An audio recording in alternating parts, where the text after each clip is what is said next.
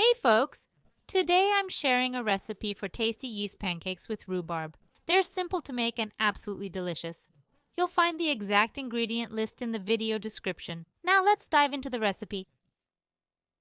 In a bowl, pour 1.5 cups of warm milk, add 30 g fresh yeast, 2 TBSP sugar, a pinch of salt, 2 eggs, and 25 g melted cooled butter.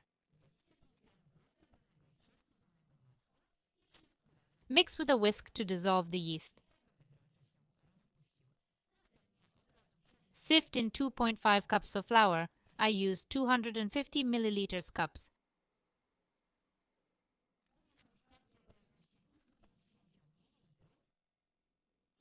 Whisk again, then let the batter rise for 40-60 minutes.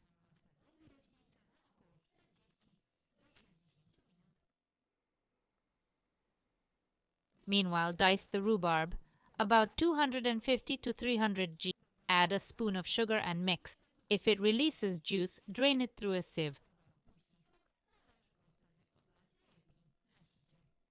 Don't add this juice to the batter to avoid making it too thin. Add the chopped rhubarb to the risen dough and just mix it in.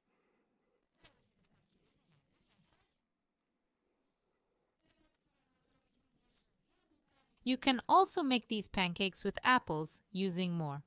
Rhubarb is tart, so we use less. Fry in hot oil over medium heat until golden. This ensures they're not raw inside or burnt outside.